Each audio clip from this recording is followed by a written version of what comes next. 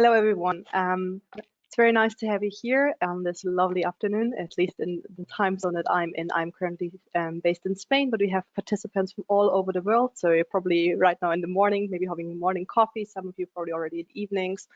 So maybe also to just get a glimpse of all the people that we are here today. You can use the chat by stating the country that you're coming from so that we see like all the different locations that people are joining today's session.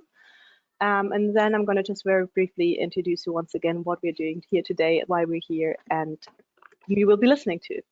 My name is Hannah Maxi Frost. I'm normally working for the project SDGs Labs. Today it's a joint event by SDGs Labs and ASKFOOD on new methodologies and tools how to match opportunities and challenges when it comes to sustainability in and for the agribusiness and food production sector.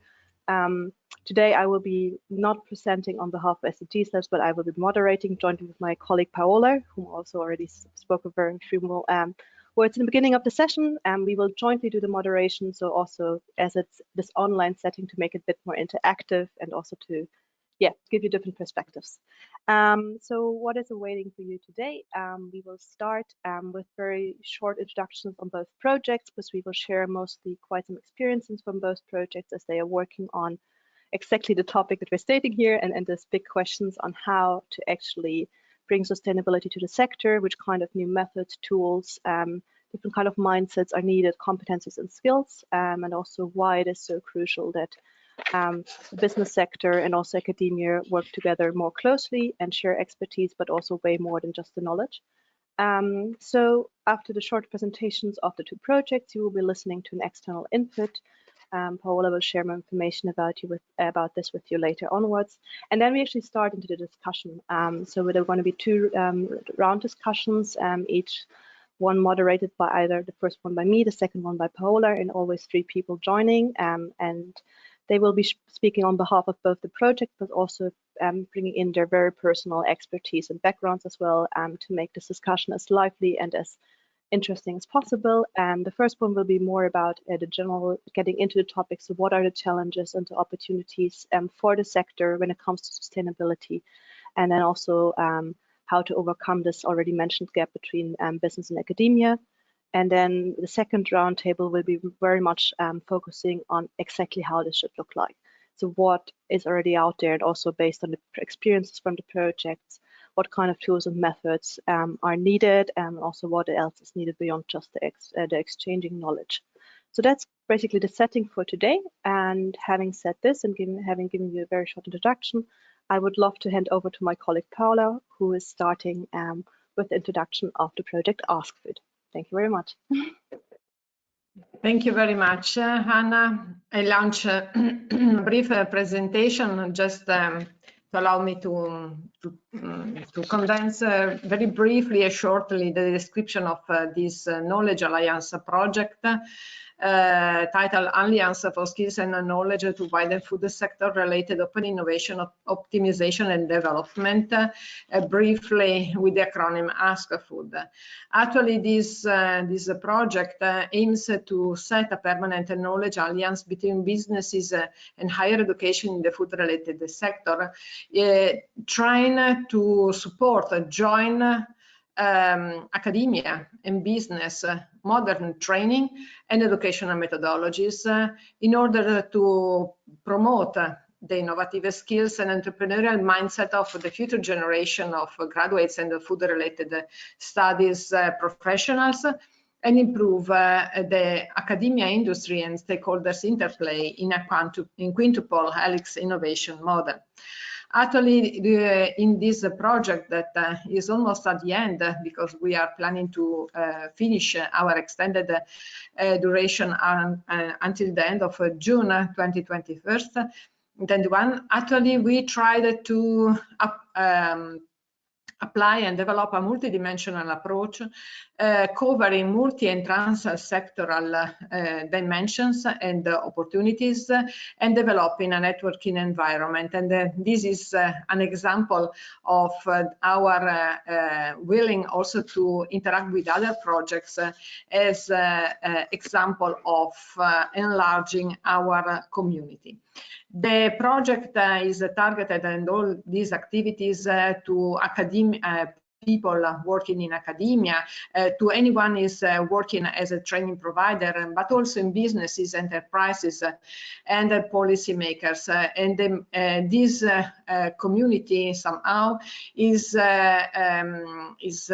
has been involved in order to develop a new educational ecosystem to support both innovation and sustainability of the food value chains and also the system per se.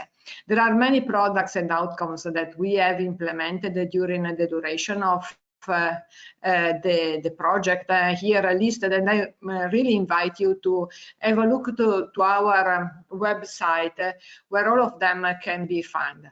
Actually, some of them will be better described also by the speakers and the panelists this afternoon. So I don't want to take so much time in describing them, but just listing the Smart Atlas. The forecast aggregator is another main example presenting and trying to give a support higher education, but also industries and businesses in looking at the new scenarios in which the food system is moving. The interactive training app identifier as a tool to support the identification of training needs. We implemented also a series of new modules, new methods, including gamification, but last but not least, also the reverse incubator as a new methodological approach and training approach to promote both and simultaneously, let's say, training and innovation opportunities in a joint collaboration between academia and the businesses. New interfaces have been somehow promoted with the support of a series of virtual tools like the digital business and talent ecosystem that will be soon launched. And last but not least, the ASKFOOD Permanent Observatory on skills and training needs for the food sector. But all of them will be briefly and better maybe summarized and described by the panelists this afternoon here in this webinar this afternoon. So I close my brief introduction and presentation of the ASKFOOD project, and now I leave the floor to Hannah to briefly present also the SDGs Lab project. Thank you very much, Paola, for the nice introduction. Okay, so the project SDGs Labs is topic-wise similar to also ASKFOOD, so that's why we're also doing the joint project. The different, probably the biggest difference at the moment is that we're in different phases still. So we are also running for 3 years, but we are just started our final year. So we are probably in the most intense phase of our project when it comes to actually designing the final outputs. So all the learnings that we had in the previous 2 years, we are now gathering and bringing together in a platform. But before I go into the content, let me quickly share with you whom we actually are. So we are an Erasmus Plus Knowledge Alliance as well, consisting of 8 partners, both from academia, business, and also civil society representatives. We're operating in 4 countries, Austria, Germany, Italy, and Portugal. And as already mentioned, it's also a project running for 3 years. Several of the partners that you see in our consortium overview here will also representing the project later in the 2 rounds of panelist discussions. And so what is it that we actually do? We are working on this interface between translating the abstract SDGs into manners and tools on how to really implement in the agribusiness and food production sector. And we have been working on several pre-steps already, as I mentioned, to come to this big final closing year now, where we're producing the platform, and we've been very much in all 4 countries interacting with people and different stakeholders from the sector, working on what are the challenges, but also the opportunities that they see, and what are the needs when it comes to working in the field. And then as a second step, we were diving into different kind of approaches, method, tools, and what kind of innovative mindsets are needed to also see like how to initiate this change from like shifting the sector towards more sustainable one. So we were looking on very different kind of approaches, methods, been testing them, and also then designing different kind of workshop formats out of them So as we call them, the so-called labs, the core learning labs and the SDGs innovation labs. In the innovation labs, we've been working very closely in all 4 countries then with companies and testing those methods and tools that we've been designing. And in the core learning labs, we brought once again together a various group of stakeholders, very diverse, and made them work on specific topics jointly, like this common and very diverse different disciplines, cross-disciplinary, transdisciplinary problem addressing. And we also produced already several reports that you can find on our homepage. And right now, as I already mentioned before, we are aiming to design our SDGs Academies platform, which is dedicated to target groups. One will be higher education institutions and startup incubators, and working and aiming to work with the young entrepreneurs on the SDGs and implementing the SDGs in their business idea. And we're going to use an approach which we, throughout all the research that we did, find as the most user-friendly one, which is working with inspirational videos, keeping time aspects in mind. That like entrepreneurs very often do not have a lot of time because they're very much focused on their business idea already. So rather giving them spark of inspiration and seeing all the great solutions that are already out there, offering podcasts, open access materials, and also giving them a networking opportunity, showing different pioneers. And then the second target group of ours is businesses, as we also been working with businesses in the sector already. And here we aim at designing a workshop manual that any kind of external facilitator already this year, but also after the project duration, can use the materials that we produced and work on the SDGs within different kind of companies in the agribusiness and food production sector. That's our approach in SDGs Labs, and we will share, same as Paola was saying about ASKFOOD, more details about all the work that we're doing and that we've been doing already with you later during the discussion. So thank you very much, and feel free to follow us on our social media channels and our homepage, where you will also find all the materials. That's from my side for now.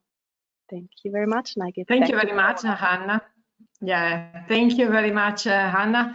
Actually, we now the agenda of this afternoon includes the talk given by Cristina Petracchi. Actually, she was available until yesterday to be with us, but unfortunately she had an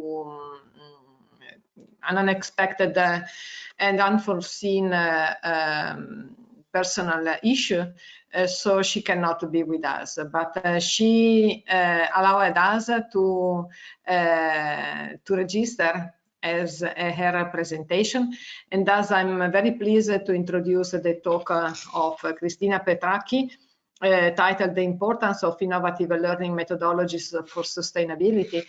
We decided to have her talk this afternoon. She's actually the Capacity Developer Officer of FAO, and she's also the head of the e-learning FAO Academy. And thanks, obviously, to her FAO main commitment on SDGs, we recognize her main role also within this framework, where we are dealing also with the new training methodologies to match the challenges for supporting SDGs implementation in the food system. That maybe she is the best speaker for the introduction of today. Thank you very much to the Erasmus Plus project, ASKFOOD, and the SDGs Lab for inviting me. Thank you very much for this opportunity to explain a little bit what we do in the FAO e-learning academy, our new pedagogical models, our basically the delivery solutions.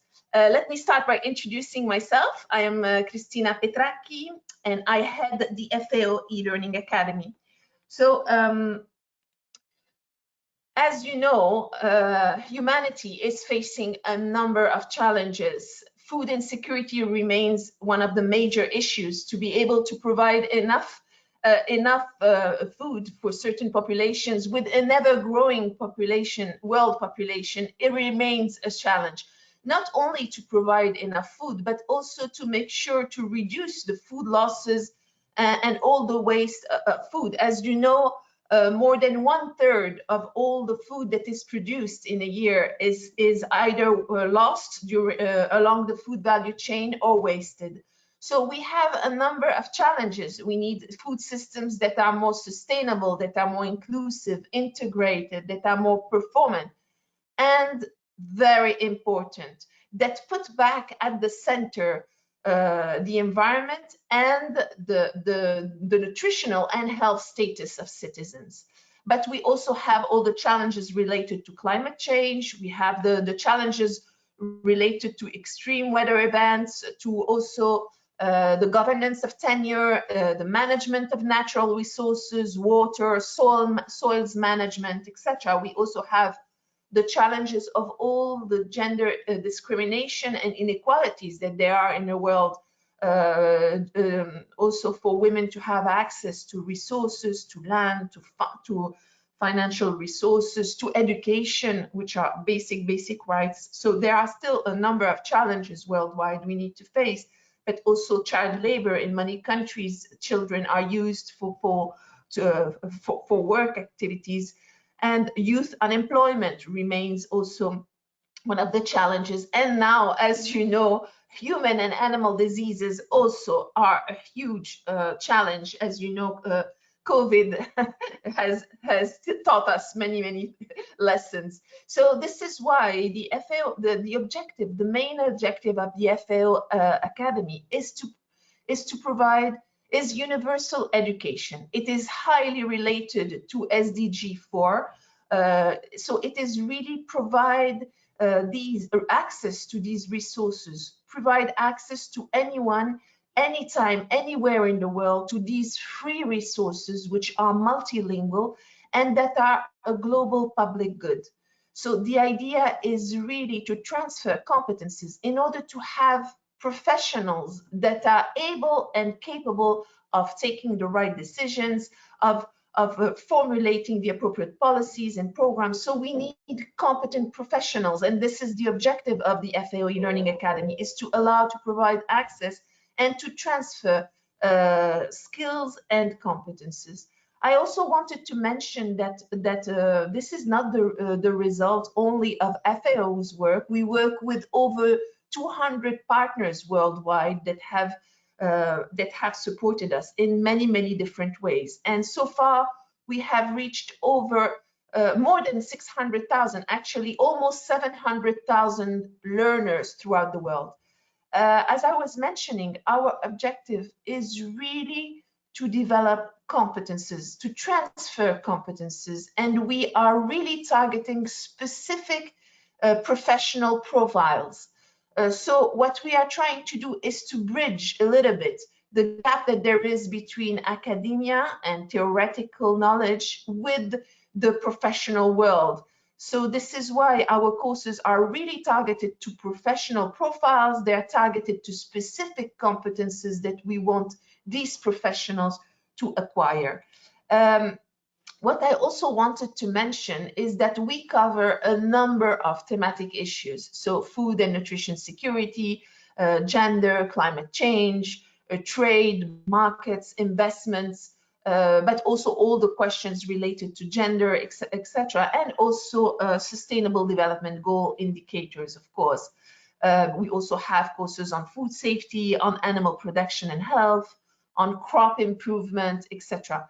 The common thread, I have to say, in all the courses is mainly, we have three common threads. One is gender sensitivity throughout. The second is innovation. Innovation in the methodologies, in the concepts, in the approaches that FAO wants to convey, and innovation also in the methods, in the delivery methods, in the pedagogical models that we offer, and we are going to talk about that a bit afterwards.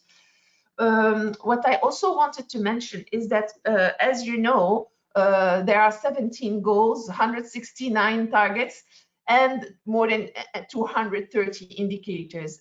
FAO has contributed to a number of these indicators, but is custodian of 21 of the SDG indicators. So what does it mean that an institution is custodian? It means that FAO is responsible for these indicators and therefore needs to support countries in the collection, analysis, interpretation, monitoring, and reporting of these indicators. So these are the FAO SDG indicators, and we have developed courses for every single one of these indicators. I wanted to mention this because to develop these courses, the methodology that we used is extremely innovative. First of all, the methodology of the indicator itself is a methodology that is validated by all the countries. So it is a collective approach that has been used to define the indicator and to decide and define also the methodology to collect the indicator, to interpret it, etc. So this has been a huge collaborative effort, and in itself is very innovative because we involve all the different countries in the world to basically assess and validate the methodology that they then have to apply to collect these indicators.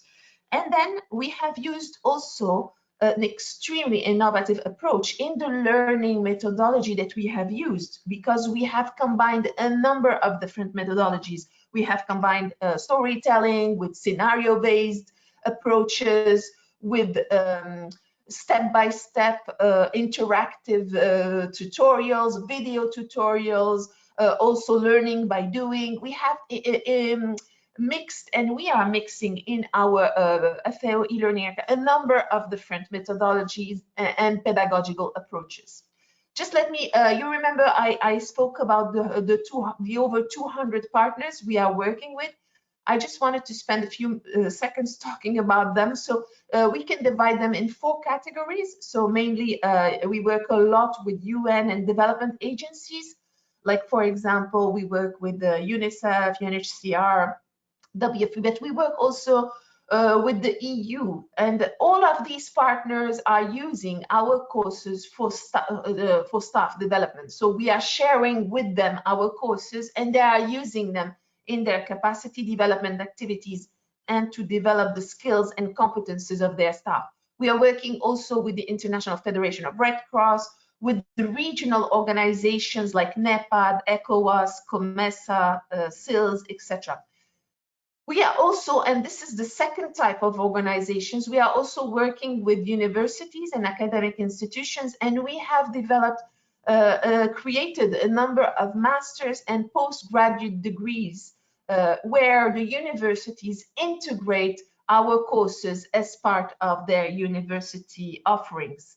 We also work a lot with NGOs and CSOs, and these are some of the NGOs we have been working with, and we have noticed a great interest from private sector at the moment on our courses and on compliance to the SDGs. They want to better understand what does it, how to reduce food losses along the food value chain, what does sustainability means, what is nutrition, how to adopt a nutrition sensitive approach, etc. So these are the thematic areas.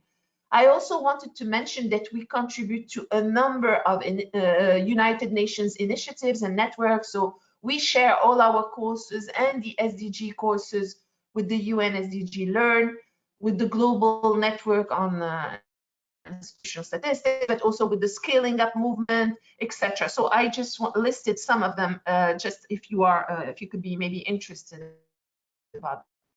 This is our learner distribution throughout the world.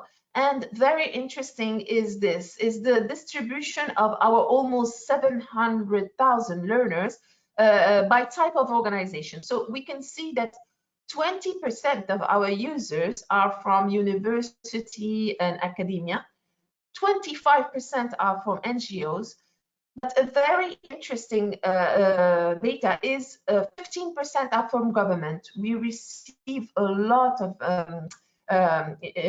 messages from government to tell us that they use our courses for policy reform, for policy formulation, etc. So, and also private sector is using the courses. This is just to go a little bit further in the delivery methods and pedagogical models that I was talking to you about. So the FAO e-learning academy uses different delivery methods and different pedagogical models. And actually, we have seen that the more you diversify your methodologies, the more you diversify your pedagogical models, the better, the higher is the impact of your interventions. So the FAO e-learning academy produces and creates in a collaborative manner with many institutions the self-paced e-learning courses. As mentioned before, we also have created a number of masters and postgraduate degrees. We have also created a number of mobile learning programs that are really targeted to audiences who are in remote areas and who only have a mobile device. So, so everything is adapted. And in that case, when we develop mobile programs, everything is designed in another manner. So what I wanted to say is that the instructional designers that we work with adopt different learning strategies when we need to develop mobile learning programs. So for example, we use more videos, we use more audio, we use more checklists, we use more interactive tools. And so the design needs to be, you cannot add the same content of a self-paced course. You cannot just copy and paste it and pretend that the course can be delivered on a mobile, on a small screen. You need to convert some of the content and transform it. Then we also do face-to-face interventions. We do certified online tutored courses. We also organize and deliver massive open online courses. We also do certified blended learning programs and also online technical webinars. So just to go back to certification and competences, we have started in 2020. We have become the academy because we have introduced a very innovative way of certifying the acquisition of competences. So we are not talking about a certificate of completion of the course. We are talking about certifying the acquisition of competences acquired through an e-learning course. So we are using the online digital badge system, and this is an innovative system that allows to progress talents within organizations, but also allows to better match pool of competences with employment opportunities. So it is really trying to facilitate employment, basically. So it is a very versatile and flexible method. And I wanted to mention also that the private sector at the moment, so IBM, Oracle, HP, Microsoft, they are all asking their staff to come back and demonstrate that they have competences through these badges. Also, UN has started, NGOs, humanitarian NGOs have started with these badges. And we have also started in 2020 using these badges for the certification of competences. I also wanted to mention that once you earn this badge, basically, if you have finalized successfully the test, this badge follows you in your LinkedIn, in your e-portfolio, in your CV. It becomes part of your pool of competences. It really becomes part of your professional profile. And so how does it work, basically? So after you finalize the course, there is a final scenario-based, competency-based test. So it is not a test of memorization of what you have done in the course. It is more, we give you a situation with a number of challenges, and you are asked, what is it that you have to do in this situation? So it is really to demonstrate the competences that you have acquired. And if you pass the test, you obtain this digital badge, which is a graphical element which is automatically generated from the database. So behind the graphical element, you have metadata that describes the competences that you have acquired, your name, the course title, the issue date, etc. So it is really an official certification of competences. We have been designed, so these are, just to give you an example, we have a graphic artist that designs these badges. So these are some of the badges we have developed for the different courses in the FAO e-learning academy. And this is the ones we have developed for the SDG indicators. I also wanted to mention that we also produce a number of publications which are all available through the FAO e-learning academy website. It's very easy. It's elearning.fao.org. And so these publications describe our different pedagogical models, our approaches, etc.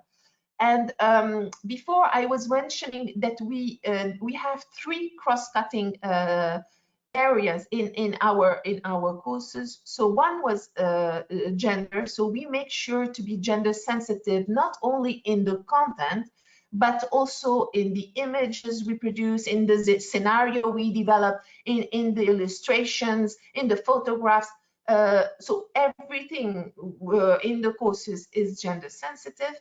In addition, we try to always bring innovation, not only in the content and in the methodologies and approaches related to the technical area, but in the pedagogical models. So just to give you an idea, for the FAO SDG courses and also for others, we have added, for example, live interviews.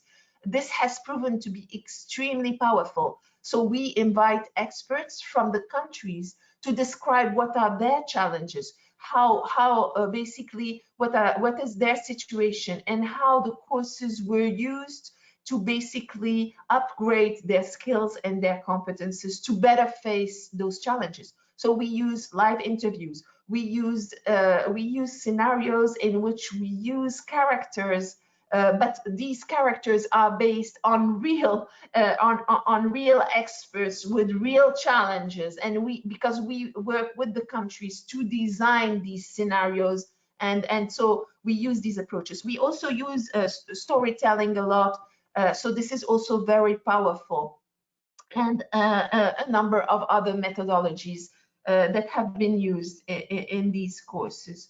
So this is just, I wanted just to conclude also that these publications describe our models, but also we also try to do very innovative interventions to have a greater impact. For example, we have organized in 2019 a huge hackathon with Future Food Institute on the SDGs, so to try to basically select the most sustainable project. And so we have done a hackathon which has been extremely successful. We have also organized last year and this year huge global 24-hour marathon for sustainability. So these are basically new methodologies for sustainability. And so we managed in one day together to have over 150,000 participants throughout the world. We managed to have over 30 sessions in different languages, in French, in English, and all of this for sustainability. So this is just to share with you some of our pedagogical models, innovative pedagogical models and methodologies, and to say that it is extremely important, especially now with the COVID pandemic, to try to find new models and new approaches to transfer competences. So this is exactly the objective of the FAO e-learning academy.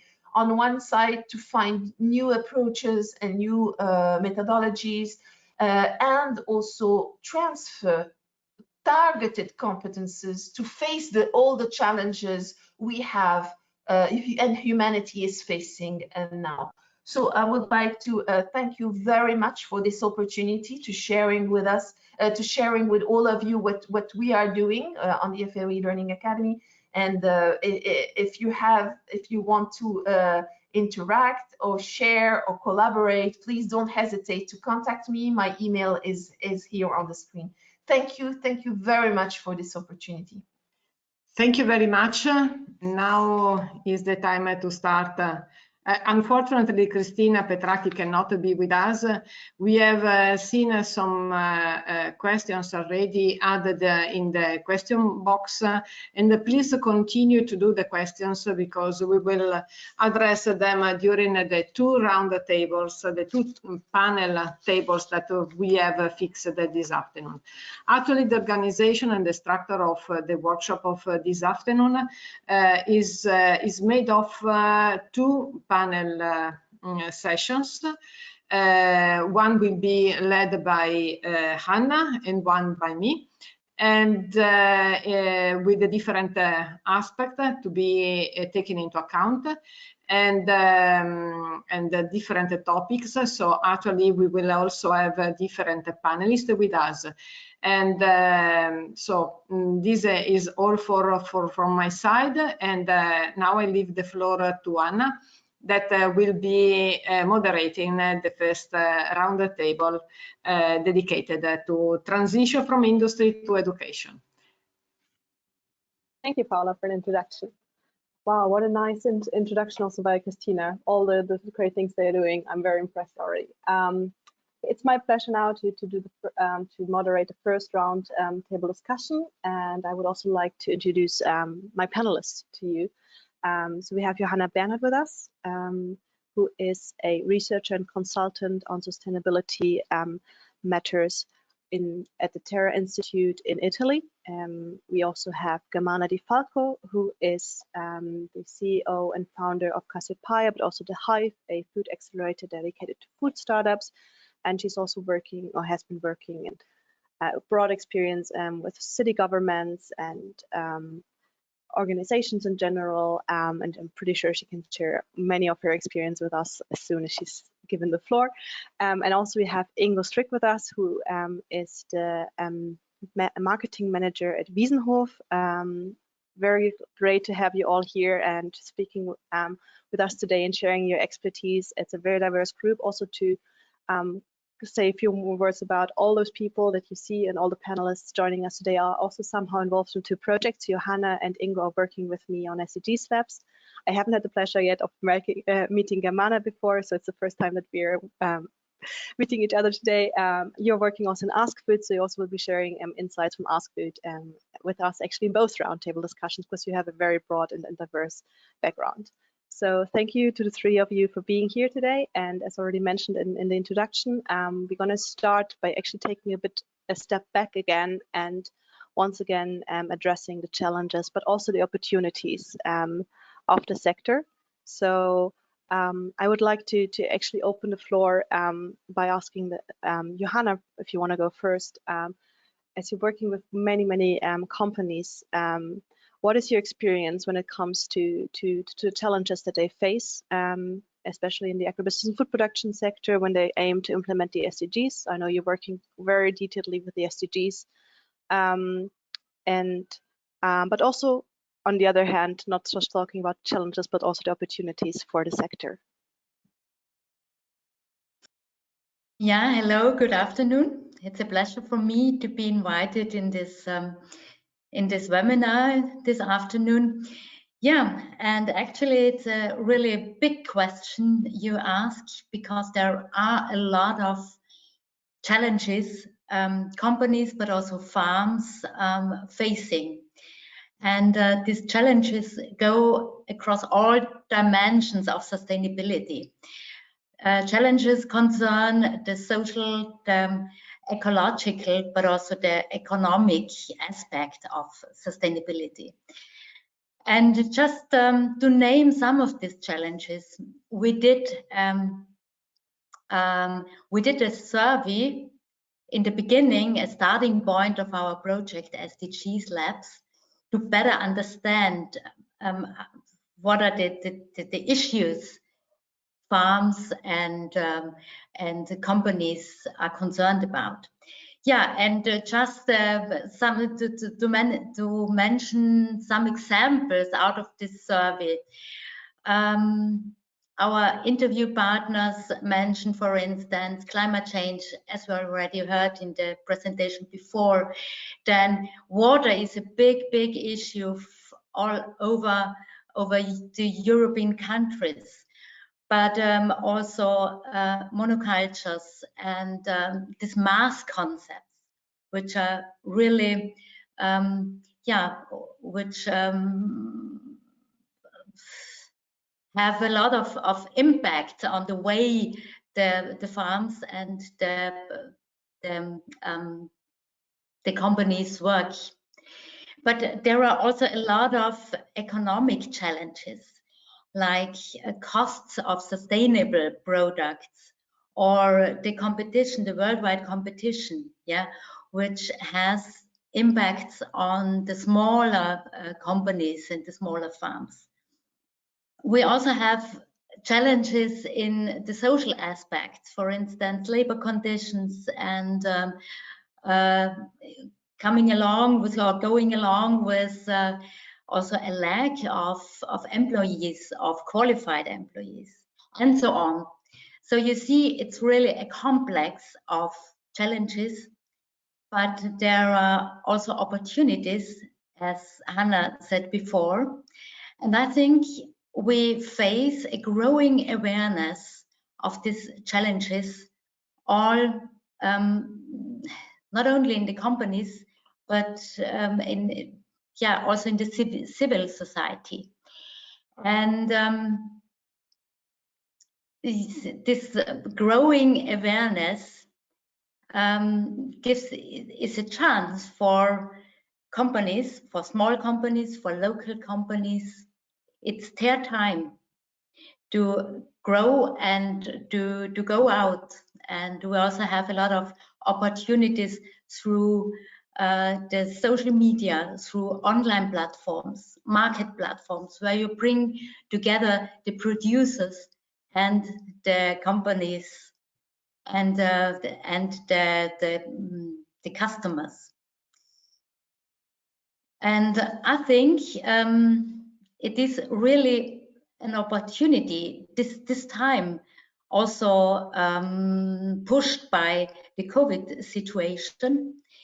We have we have a window of opportunity that the sustainable lifestyle becomes really a broad lifestyle and becomes attractive and appealing.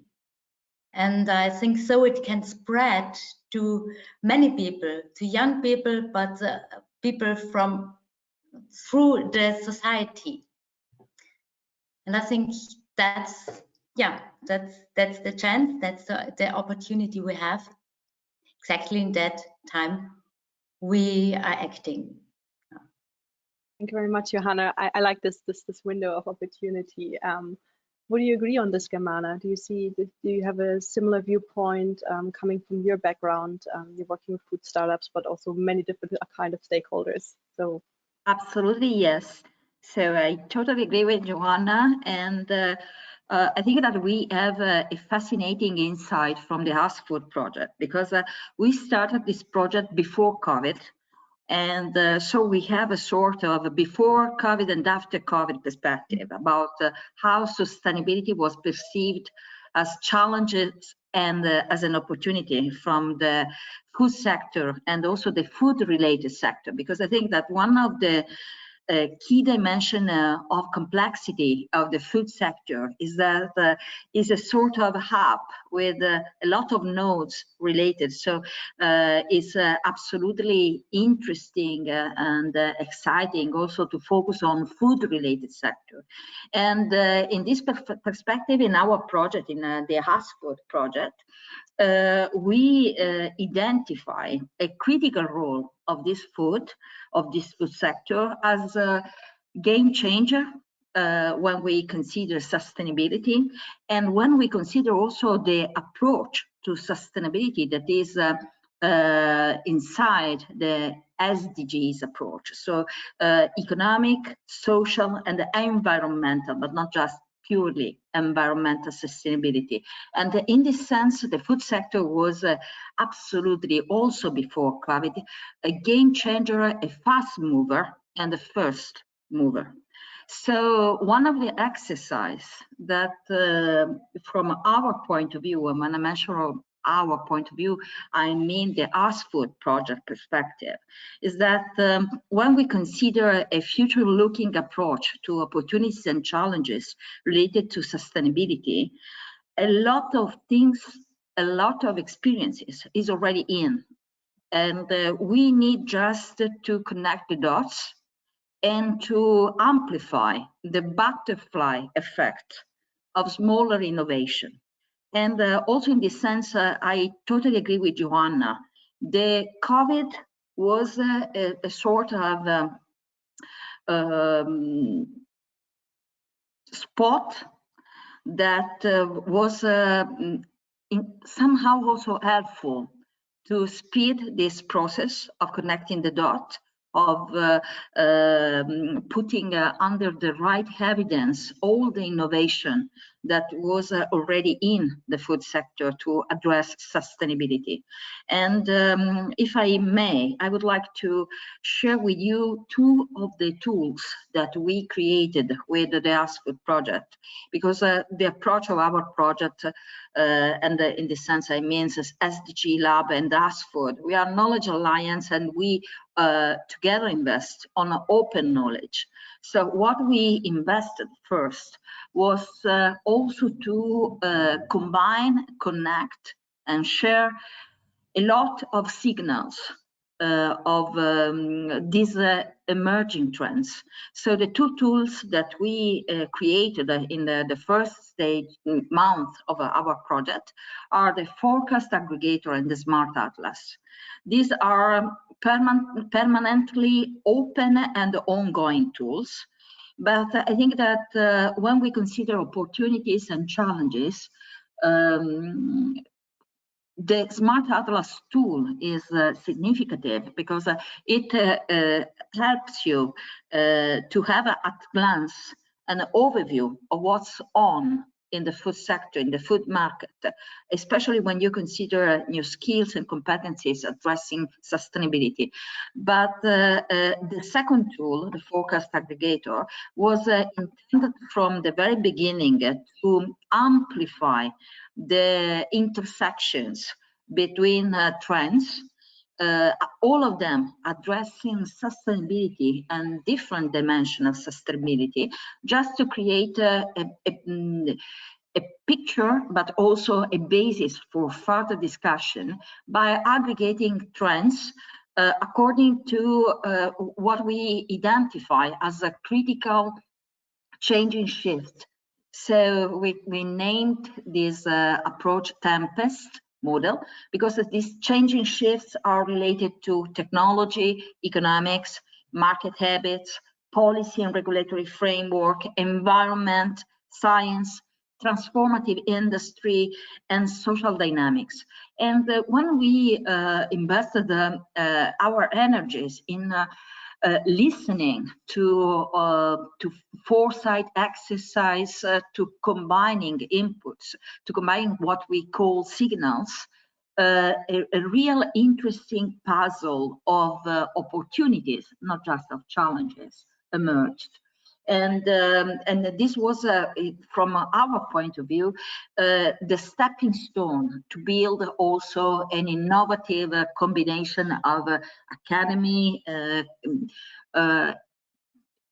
businesses, even including startup businesses, and civil society. So what we see is that sustainability is speeding up hybridization, so cross-sector linkages, inspiring approach that are really creating not simply a new normal, but a next normal for the food industry and the food sector. And so we are here also to combine some answers with the questions that arose from our business stakeholders, startup, and the wider spectrum of the project stakeholders. Thank you very much, Gamana. Very interesting insights also about the tools already. I like this, what you're saying, like the seeing the sector as a game changer and the fast movers, and also like the speed that you're talking about now with the COVID situation, and also the aspect about like understanding trends and seeing them as opportunities and using them as opportunities, especially in terms of sustainability. And I'm pretty sure, Ingo, that you also have quite some stories to share on like working with trends, and also do you see it similar? Is it also for you now with the COVID situation? I mean, you've been working in this field for several years, and I know the story that coming from a rather, maybe say also difficult sector element where it's rather hard to implement sustainability, at least like from the like probably the impression from the outside world, but not really like so maybe you can share those insights with us also, like how you've been changing things in the past years constantly, and also how the perception of the society is changing with your company, and all the innovations that you did also working with trends. I think that'd be really interesting if you can share the story with us. Thank you, Hannah. You ask about challenges and opportunities, and for that I have a very short answer. The biggest challenge is for a company like us, or I think for every company, if it is large or big, we need, for what we do for our products, we need the acceptance of this society, of the consumers. So, and we have to keep this acceptance in the future, and that's, I think, the main goal, the main issue for us, because we are one of the largest poultry meat producer, and we know that we have an impact on sustainability, and we need resources. We sometimes destroy resources, and we need acceptance for that or not. And if we do not have the acceptance now and in the future, we are lost. It's easy. But it's also a great opportunity because if you are recognized as a company that do well in that thing, sustainability, you have a great opportunity to win the race. And yeah, that's our opportunity, I think. In the past, there were so many things that we followed, decided, like one point is animal welfare, for example, and it's we started with this animal welfare projects 20 years ago, and it's not so easy to sell products with a higher price, with a higher amount of animal welfare. The people want that when you ask them, but they don't buy it so often. That's a great problem for us. And we think at the moment, because of COVID, there's a change, and there's more pressure. There's more pressure for everybody to decide well. And yeah, that's our challenges and opportunities. It's a short answer, but you can ask me more if you want more. No, I was just also thinking, because I mean, I remember the when we've been talking, I think even at the beginning of the project, we also have following the trends of the customers as well. But you also like doing quite an innovative research on how to actually have vegan products now as another strain as well. So maybe also this is something with the story behind to share with the audience. It's like interesting that a company like working with poultry are also at the same time already entering another like a competitive product, let's say, or even not even competitive. I don't know how you see it, but yes, in the past we produce animal protein, and now we want to become the company that produce protein. We have plant-based products in our portfolio. We produce plant-based products, also products with insect protein. It's not so easy for Europeans to eat insects, but yeah, it's a nice thing. But there are chances. Why should we eat the insects? But for example, our chickens, they like insects. At the moment, our poultry, we feed them vegan, and that's not normal. But the future will decide what will be the best way. Yes, the portfolio of our plant-based products is emerging, and the last year in Germany, there was increasing in the market more than 60%. And the first increasing started, I think, 5 years ago, that there was a increase in the acceptance and the purchase of plant-based products. And now we have very big growth rates in this field. And it's very interesting, and very new innovative products are entering the market. So it's a challenging time, and with many opportunities even for us. Thank you very much for this insight. Speaking about innovations and speaking about about the future, what do you think is, or why is it important that we have this cross-sectoral collaboration even stronger than we're having it already? And what is even more needed there? Like, who needs to work closer together so that we can really speed up the process even further? Whom are like the people to interact with, the stakeholders to get involved in? Maybe Gamane, you can share some of your insights, because you're working with many different stakeholders. So do you see it already as sufficient, the interaction, or do you have the feeling it needs to be even more? And how to support the process there, that people are interacting more sharing their knowledge, more sharing their expertise, not just within the sector, but also, as you said, policymakers are crucial to make the shift happen. So you know that the right name to mention what you are thinking about is a cross-fertilization. So giving a sort of or in order to praise the Bee World Day, cross-pollination of pollinating among sectors. So there are a lot of innovation exercise.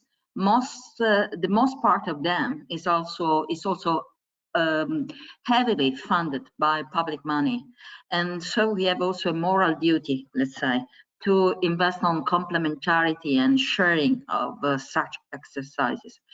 In this sense, I think that before to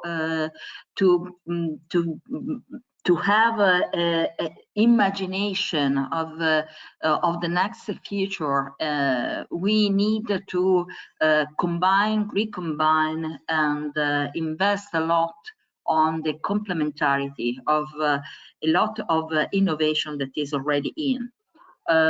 When we come to food, I give you just a very short example that we are trying to manage at the national level in Italy, but I think that is an hot topic also elsewhere. We have in Italy 4 different structural and investment European funds investing on innovation in the food sector. Because we have the huge investment of the agricultural knowledge and innovation system funded by the European Agricultural and Rural Development Fund. We have the food sector, food tech innovation supported by the ERDF. We have additional information addressing fishery, but a lot about protein for food is coming also from the fishery sector, just to mention what Ingon was telling us about his company and the story they are in. And we have all the huge pot of the recovery and next generation EU funds that will invest a lot on innovation in the value chain, and the food sector is one of the mostly considered value chain because of its relation with health, with environmental sustainability. So what I see from a national point of view is that it's still very hard to combine all this innovation, all this knowledge into clusters that are considered as one. Because we see many times, even the same cluster, the same university, the same company that receive money for different bites, for different pieces, with no one investing on how to combine and reconnect all these pieces. That's why we also, in the ASKFOOD project, asked for more room and invested a lot to sustain what we can consider knowledge clusters. So the physical and virtual place where the information about existing innovation can be provided, can be brokered, can be recombined, can be codified. I appreciated a lot also the inspiration from the FAO Christina about how to codify even not formal knowledge that can be transformed in innovation. But we have the universities full of patents, in Italy at least. And when we, in the knowledge cluster, we manage the exercise, what is needed from the company, what is available as innovation, labeled and patented innovation supported by university, the final result was that a lot was already there, but no one was investing concretely on bonding and bridging all this information. That's why we, in our project, try to reconnect these segments by investing on knowledge clusters. And I think this is a way that need to be pushed forward. We need to invest a lot more on this. Thank you very much. Before I would like to give the floor to Johanna, I'm also probably sharing some insights from the labs and how we try to address innovation and SDGs in the labs there as well, also like in the experience from Work Package 1 that we did in SDGs Labs. I would quickly link something to what Germana was saying, also to Ingo. So you were saying that it's very often you have like clusters and knowledge stays within like one institution. Ingo, you're now working, I think, probably for the first time, if not mistaken, also like with university very closely in our project. So what is like where are the benefits for you working now with the university or with other different kind of stakeholders and institutions, not just the business perspective, but having now the interaction and the network? How is it changing also the way you do your work and yeah, the exchange, right? Yes, well, I think what is the main topic is co-learning. We have different working systems at universities and in companies, and it's knowledge transfer. And what we saw in our first SDG lab was the lab was with younger employees from our company, and I think everybody from us here, we every day handle with topics of sustainability. But younger employees, we all think, oh, Friday for Futures, they all know all the goals of sustainability. And yeah, it was very surprising that there was not so much knowledge. And it's surprising, but why is it surprising? It mustn't be surprising because at the moment there is no knowledge transfers in schools, for example.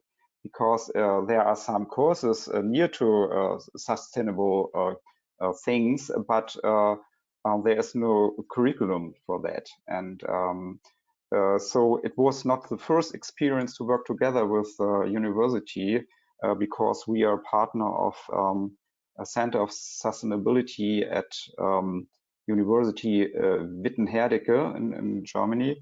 And so we are well trained working together. But yeah, I think it's a benefit for all parties, and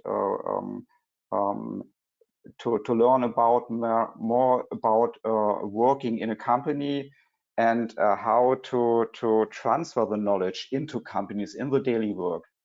Because if you think of the SDGs, to put them into the daily work in a company is not so easy, because the goals are not so easy to understand for everyone. You have to learn more about that. You have to teach them. Thank you for sharing. Thank you very much. Johanna, I mean, as I said before, you are working very much with the SDGs, and also you're like a driving force in the project when it comes to how to use the SDGs as drivers for innovation. So what is your experience on this? Like, is it easy to implement the SDGs, and where are the struggles there? And also coming back to the initial question, like bridging the expertise from academia, but also from the practical world, like from business. So what is the benefit probably here, but also a challenge when jointly working on the SDGs?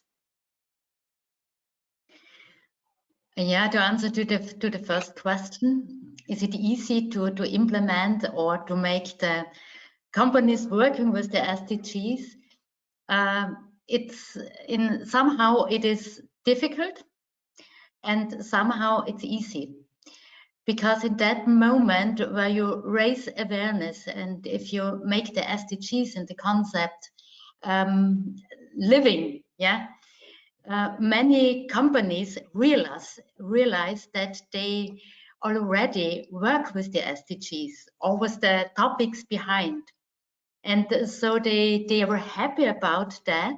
They like it to see, oh, I'm doing some things already, but there is a lot of things to be done in the future.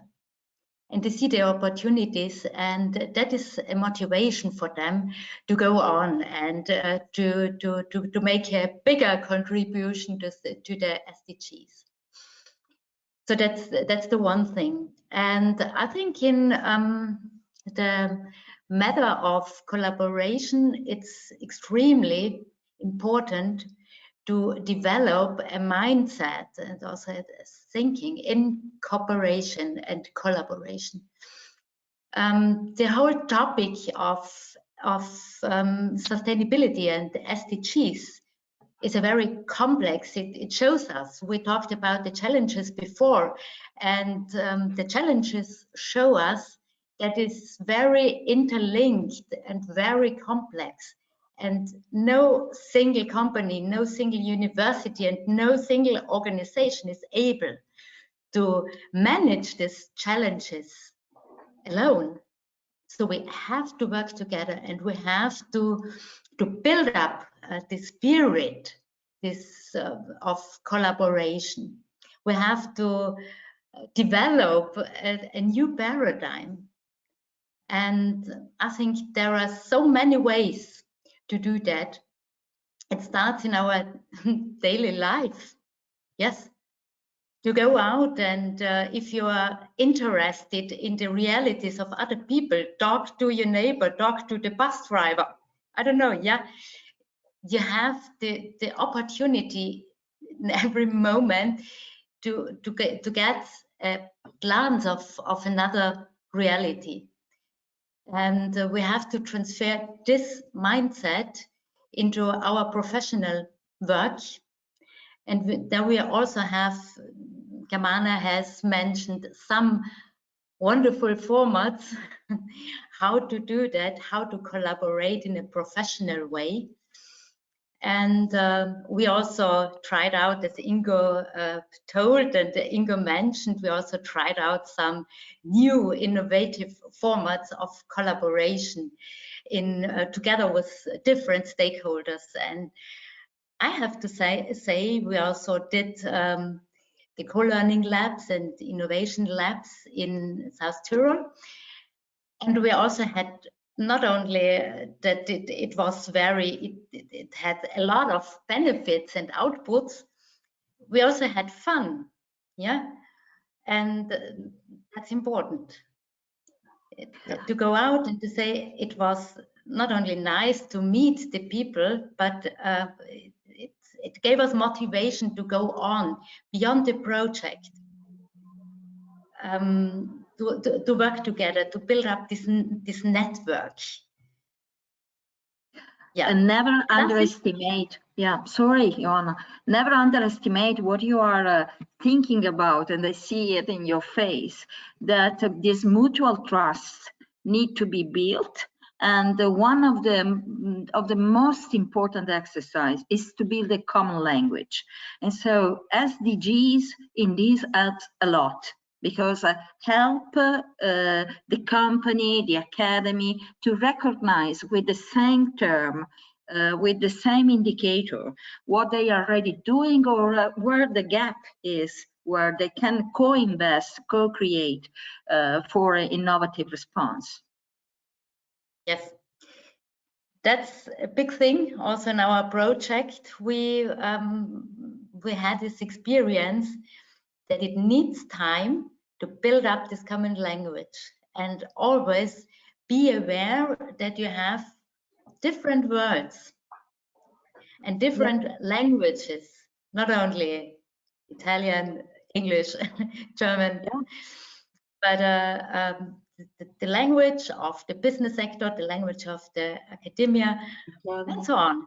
And it's really, it's one of the most important skills or competencies to develop this competence to be able to translate. And that needs this, yeah, it needs awareness, it needs openness, and it needs especially initiative, to take the initiative, not waiting for anyone who has the perfect solution or the perfect setting, format of cooperation. You're the one, or I am. So, yeah. Thank you very much, Johanna. I also have to take a look at the time, because there's a second roundtable discussion waiting for us. And I also have the feeling like with what we've just said, it's kind of really nicely feeding into actually the second roundtable, because that's actually when we want to talk about how to actually do this and what to keep in mind and how those approaches would need to look like, and what is needed beyond awareness and beyond all of the things that you already mentioned, Johanna. But before I hand over to Paula, I would just like ask whether you would want to have like a closing word. If yes, I would like to give you the floor. And also, while you were speaking, Amana, a question arose in the chat. Maybe you can take a look at it and get back while at a later stage, because you're also part of the second group. It was very specific. So if you have the time, maybe you can answer then, because otherwise we are taking over too much time from the second roundtable. So for now, are there any closing words from Johanna, Gamana, Ingo that you would like to share? Or did Johanna already do the perfect inspirational? I think Johanna did it very well, because I think, or I have learned that if we want to behave and work more sustainable, it should make fun for all. And that helps a lot to keep motivated every day. Thank you, Ingo. Thank you for being here and sharing your story as well. Yes, Gamana. I perfectly agree. There is also this emotional side that need to be moved when you want to create engagement and real empowerment. And if you want to co-innovate, this is a must. So fun is needed. And also, so also a serious methodology to drive the fund in the right direction, but fun is always needed. Thank you very much, Germana. Johanna, do you once again want to say something, or no? You already, as said, you already did the perfect closing, and I also did a very nice like intro probably to the second group. So I would like to thank you once again for being here with us today, and would also now give the floor to Paola, who would be moderating the second roundtable discussion. Thank you very much for being here. Thank you very much. Thank you very much, Hannah. I just would like to take the opportunity of having here also Ingo, because there is a question in the question box that is related actually to food production and supply chain, because one of our participants mentioned a paper published on Nature, Nature where is entitled "Nature-Based Solution Can Help Cool the Planet If We Act Now."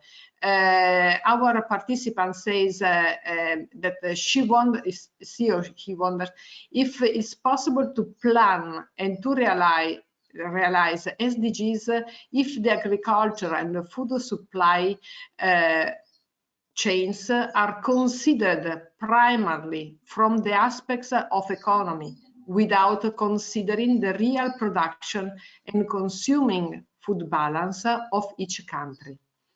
So actually, how to balance, let's say, the sustainability with the real needs? It's not easy. Yeah, it's really too complex because we at the moment we look first for our system in Germany and how to balance that.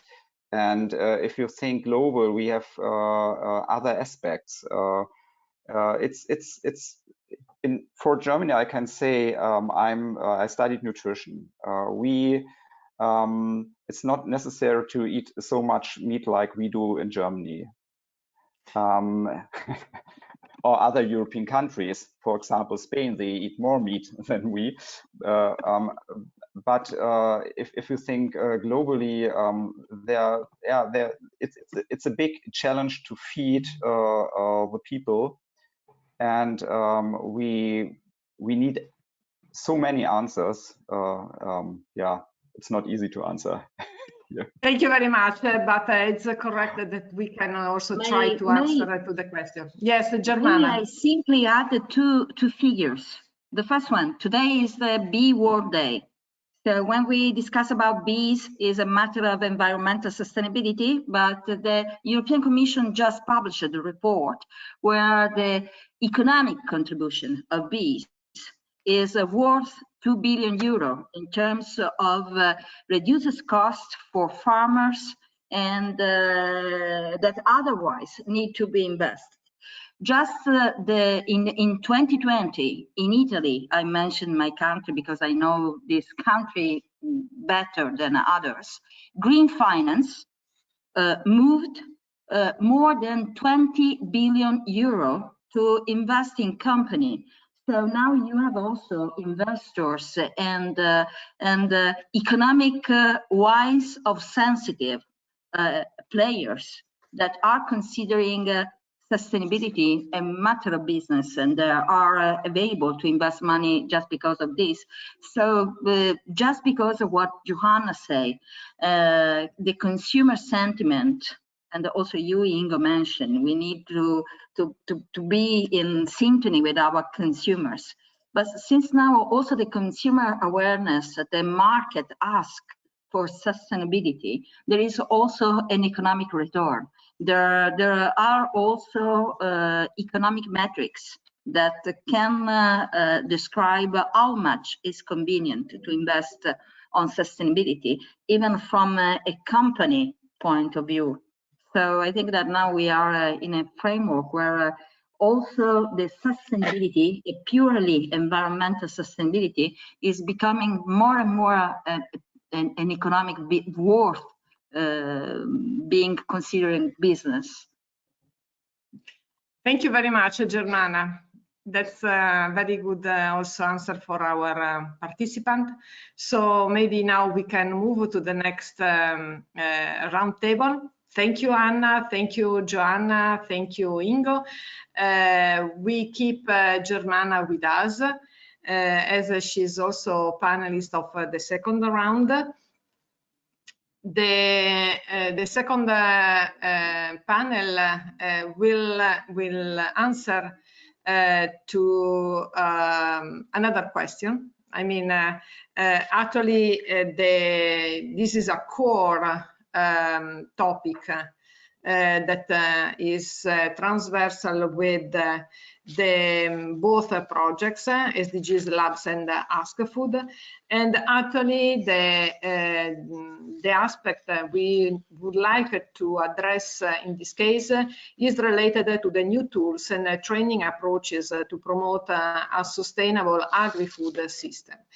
In this round, in this table, I mean, Germana is always Germana from Cassiopeia, and in this case, we would like to involve her more from her professional perspective. Then we have Larissa Jäger from the University of Werchter in Germany. And last but not least, Gerhard Schleining, representing here the ISEKI-Food Association. Larissa is representing the SDGs Lab project, so there will be some contribution from her side, and Gerhard Schleining is representing here also the ASKFOOD project. The introductory talk given by Cristina Petracchi actually introduced us in this second roundtable, because what she highlighted is that there is the need to diversify the methodologies and tools. So nowadays there is a different, I mean, we cannot use the same approach like in the past we were used to teach or to train people, while we need to address and be prepared, but also be able to implement new tools, or maybe develop new training methodologies that can fit the specific training needs of the new target groups made of a new generation of people. So actually, the first question I would like to address to our speakers in this roundtable is related to which are the tools and the needs that could address somehow the knowledge transfer, but also the co-creation or creation of the expertise to build sustainable food production and a sustainable food system. Maybe we start with Germana, bringing her expertise also as founder of accelerator and incubators in Italy, so to have the overall picture in this respect. Well, I think that there are several aspects to be considered, even in this before COVID and after COVID perspective. The first input that I can give to the discussion is that there is a gap between how to adopt methodology to support the innovation journey according to an intrapreneurship perspective and an entrepreneurship perspective.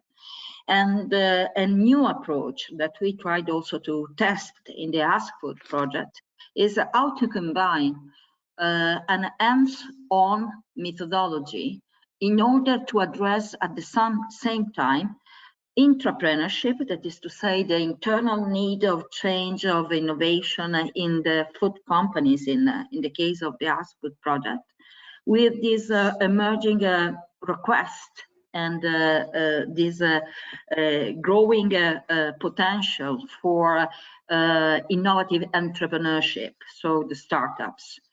But from our experience, in this case, my professional experience, in Italy, we have a very positive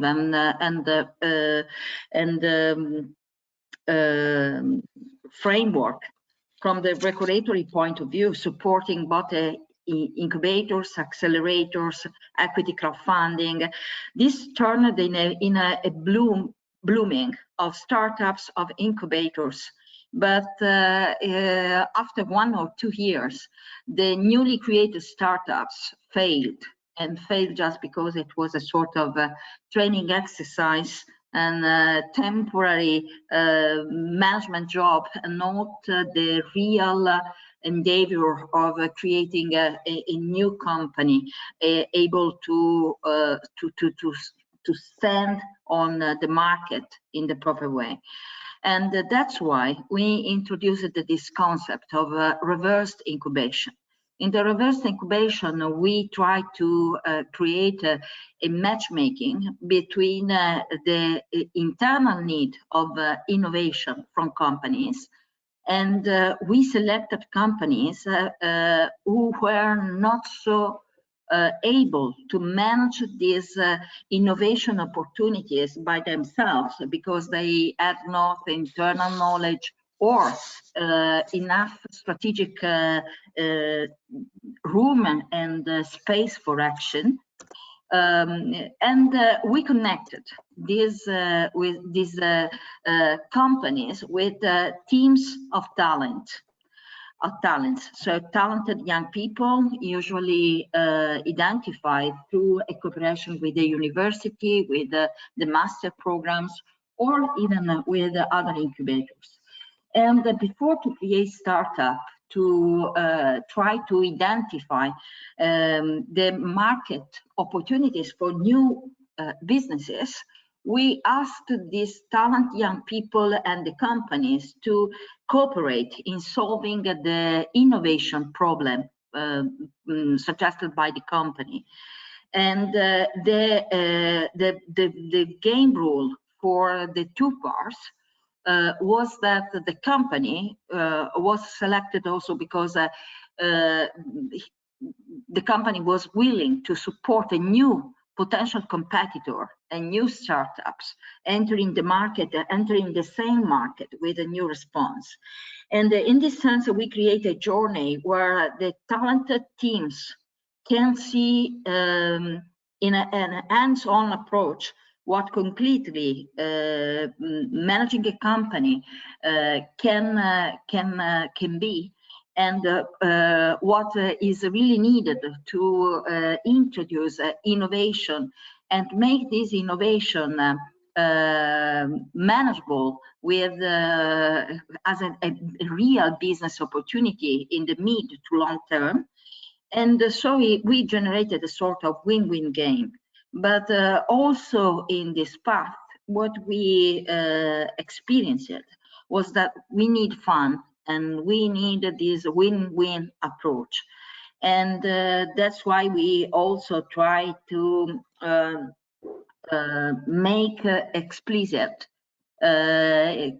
gamification as an opportunity to create some incentives for this win-win game that we want to create between the companies and the selected talented.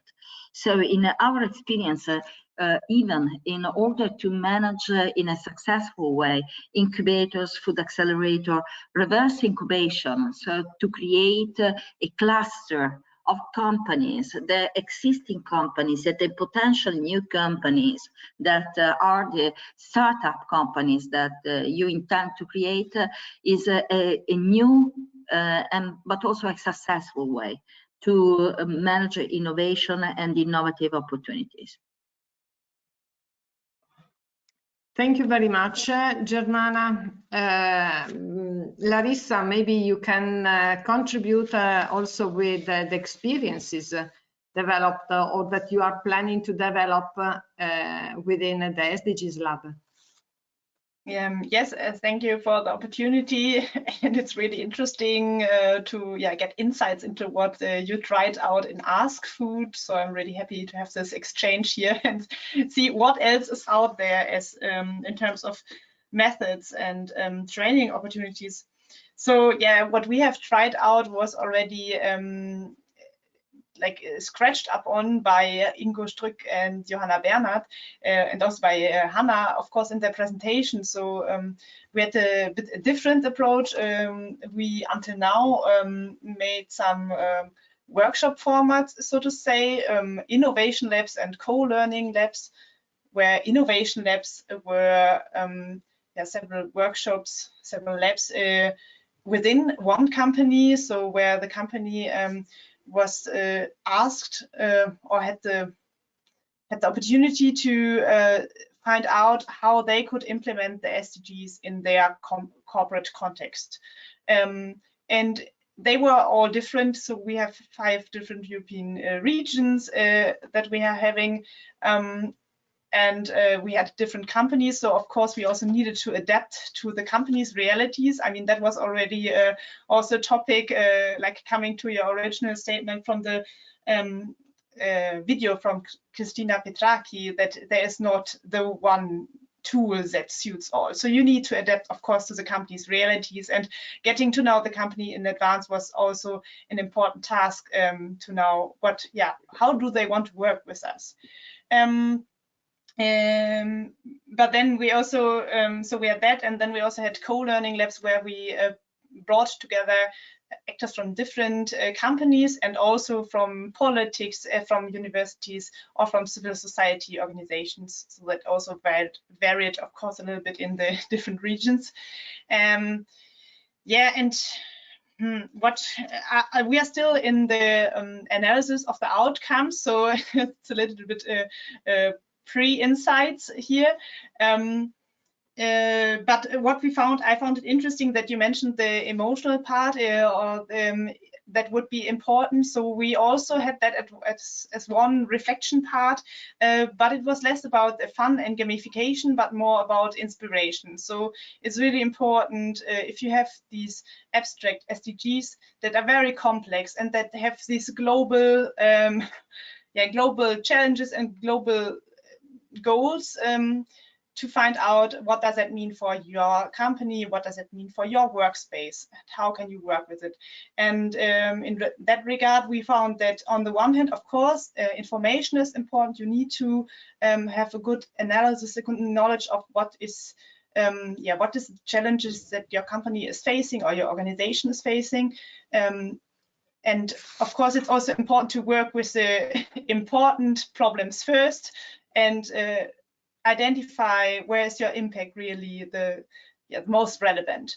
But then to get into action, it also needs a lot of visionary phase. Actually, in all innovation labs, we had it a little bit in different order, but in all we had some parts where it was about dreaming, about making the people think of, okay, so what is the unusual? What do you not do until now? But what would be interesting and what would be really great to achieve? And even though that is not what they might be implementing like right now or in the next months, but it gives an idea of where else could you move to with your company. So that is one part that I found very interesting, to have this this emotional part here. And then, of course, what is also needed is to give concrete tools to identify next steps, make it easier, make it accessible to how to start with the work. And so that's some of the parts that we had. Thank you very much, Larissa. And now I would like to pass the floor to Gerard, that here is also representing the ISEKI-Food Association, which is, for who is not aware of, is an international non-profit organization that is working and focusing on the activities to match and bridge education with the research and industry. And we know that they are involved in several projects where different training and methodologies are also being developed. And so maybe you can also bring under the discussion some experience that you had within other projects. Yeah, thank you, Paola. As you said, ISEKI-Food Association is focused mainly on training and education, and we could gather a lot of experiences in different projects besides ASKFOOD and SDGs. So maybe I would try to conclude a little bit what is important for training and education towards a sustainable agri-food system. I think one is, of course, the quality of training and education. So this can be achieved, as we have heard in the presentation from Petraki. There is the certification. So there are several possibilities to certify the quality of a training. And the second thing besides quality, I think, is the efficiency, how to transfer the knowledge to the learners. And what is the trend now? We have to go away from lecture-based learning in the classroom to a more collaborative and action-oriented learning. And I see two aspects of innovations which could help to improve this efficiency. One are pedagogical innovations or developments. We have heard already some of them, like gamification or this action learning, what is also done in the SDG Labs project. And on the other hand, we have always technical innovations which can be used and implemented in this training, like, for example, virtual reality or augmented reality. So these are technical tools which could enhance a lot the transfer of knowledge to the learners. Where also artificial intelligence can be used for different things, also for assessment of competences, for example. We try to use this also in a different project to apply this in different kinds of formats, in university courses, in continual professional development courses. So these are two different aspects, and I think one, besides gamification, which is also a very useful tool to enhance the efficiency, is one thing which is very common now is these action learning approaches. And we are participating also in a Horizon project to apply these, it's so-called Next Food model, where we try to implement this model, which was developed in Northern Europe and is already applied also at university level. And we try to implement this also in continual professional development. So this means this Next Food model tries to get away from the classroom to the outside, to the real complex world, to go on farms, to go in food processing facilities or forestries, and to bring together different stakeholders in a team to work on a specific topic, and to use tools like observation, reflection, dialogue, visionary thinking, facilitation, so that teacher is not only providing the knowledge, he is more or less a coach, and the learners try to define by themselves what they want to learn, to define the learning outcomes, what they want to achieve, and the coach helps them or facilitates them to get the right knowledge, what they need. So these two aspects, pedagogical innovations and technical innovations. In the ASKFOOD project, I would also like to mention this observatory, what we have established. It's a community of practice where we try to collect innovations, pedagogical or also technical innovations, and to try to analyze them and to collect also experiences with these innovations in a kind of platform what we have developed. So there is a database on such kind of innovations, which is then also linked to a broader community via LinkedIn. So every tool can be discussed on the LinkedIn and is open that also other people outside of the project can join this discussion and share their experiences. What maybe I would also like to mention here is the term digital transformation, because this is also a buzzword very often used in the media, and many people may understand this in the wrong way. So digital transformation is not only digitalization of material to bring this into bit and bytes. It's more or less also continuous transformation of processes based on digital technologies, but to achieve the changing needs of the people and also to increase the cost effectiveness of enterprises. So in this digital transformation, the people play also an important role, not only the technology. Yeah. So I mentioned sorry. I mean, just one word about the certification, the quality of training and education. So it gets also more and more important that the quality is evaluated somehow by reviewers to evaluate the content and also the trainers. And a new approach, which I think was very interesting, was this approach by FAO to assign these label for competencies directly to the person. So, yeah. Thank you very much, Gerard. We can also deepen some aspects later on. I would like now, as we are starting to be running out the time we fixed, but anyway, I would like to ask Germana and then Larissa, what makes an entrepreneur or a business a sustainable one? So what can be done or what can be trained to make really an entrepreneur dealing with a more sustainability mindset in the future, now and in the future?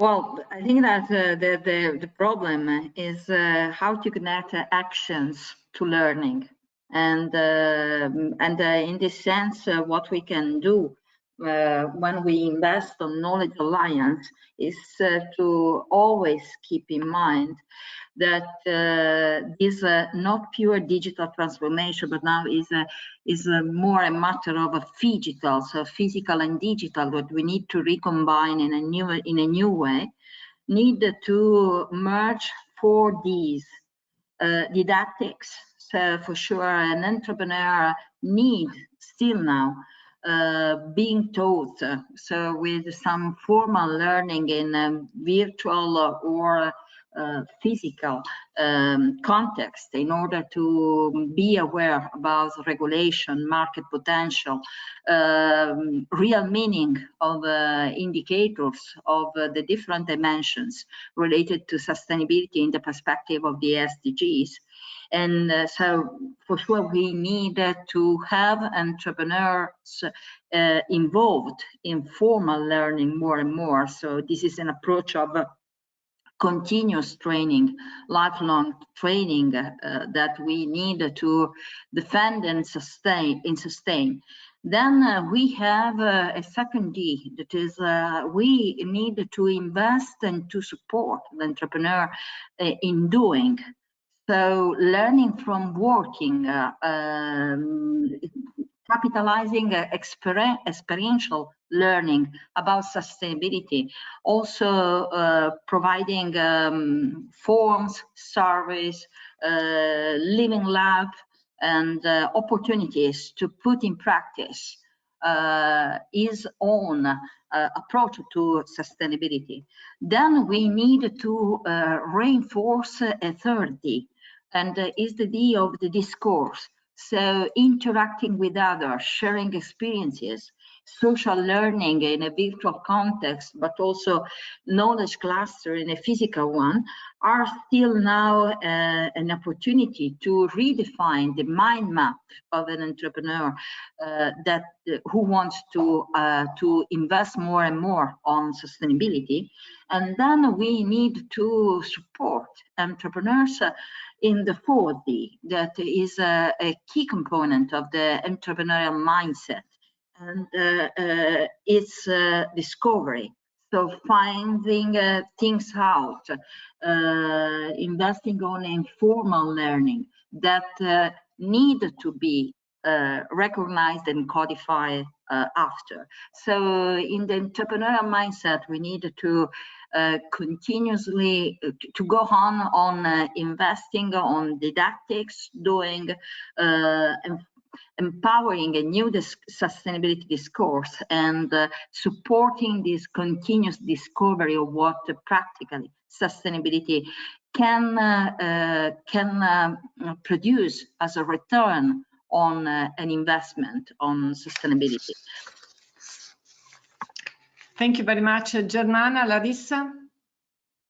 Yes, I guess I would also like to not try to answer the full question. What is sustainable? What makes an entrepreneur sustainable? Because I don't feel that I have the full background to answer this. But maybe one important insight to bring into this discussion is like the background of the working group and the professor for who I'm working, Marco Riedmann, who is working a lot in sustainability competencies, and the word of competencies has been used here already quite often. So what are the competencies that we need? And of course, we need to specify those also for the context of entrepreneurs, for the corporate context, and then also for the sector competence.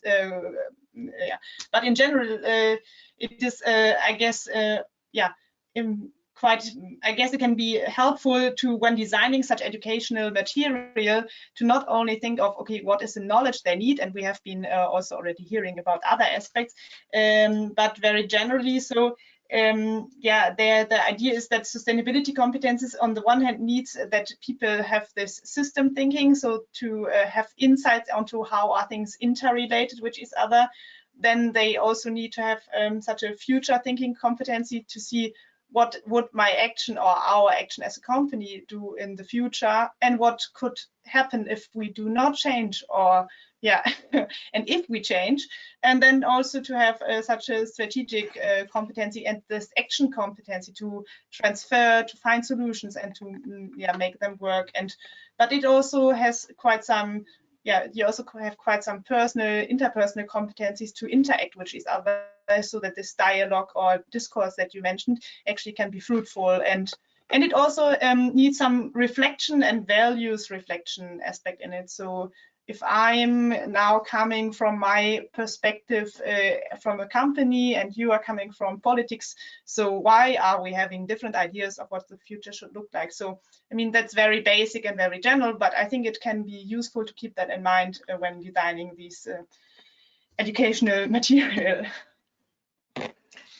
Thank you very much, Larissa. I think that we can close here this second panel. Just if you would like to add some conclusive words to this second panel, which was dedicated to tools and training methodologies to promote a sustainable agri-food system. obviously there is a lot to say, and also maybe to present related to our projects. And obviously I invite since now also to have a look to the website of both projects, which are plenty of information as well. So starting from Gerard, then Larissa and Germana. I would just simply say, also related to your last questions, what is needed to make entrepreneurs sustainable? They need to be aware of what is going on, to be aware of innovations, and we have to provide tools to make them aware. They don't have usually very much time because they are busy with the daily business, so they need maybe new formats like micro-learning, something like this, and they need to build on best practices, build on mistakes, and not to reinvent the wheel again if there's new innovations on technologies. Yeah. I'm using the opportunity for a little bit of PR for our outcoming, still ongoing activities. And Hannah has already mentioned this website, the SDGs Academies, a platform that we want to build up. So we are currently making videos with role models, testimonials that share their experience. So hopefully not, to also show what is useful, to not make same mistakes again, and to know where to start. And then we also want to share a lot of tools there that we have been testing before with companies. So I invite all people to update our website from time to time, to see our website from time to time, to work with them and try them out. Thank you very much, Germana. I think that also for the investment on training and education, we need to adopt a sustainable approach based on reuse.